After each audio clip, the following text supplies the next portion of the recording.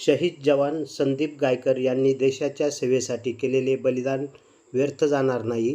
त्यांना आलेले वीरमरण हे भारत मातेच्या चरणी समर्पित झाले आहे. या घटनेने दुःख असले तरी त्यांच्या धैर्याची प्रेरणा सातत्याने मिळत राहावी यासाठी ब्राह्मणवाडा येथे शहीद स्मारक उभारण्याची घोषणा जलसंपदा तथा पालकमंत्री नामदार राधाकृष्ण विखे पाटील यांनी व्यक्त केली आहे. सेवेचं संरक्षण करताना आपल्या प्राणाची बाजी लावून अतिरेक्यांशी मुकाबला करताना त्याला वीरमरण प्राप्त झालं.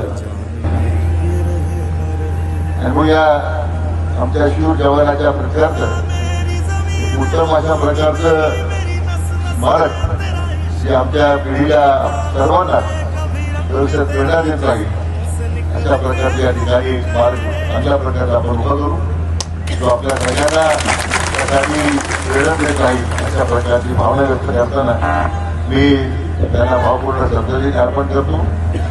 त्यांच्या कुटुंबावर आघात झालेला आहे, आघात सहन करण्यासाठी परमेश्वराला त्यांना शक्ती द्यावी.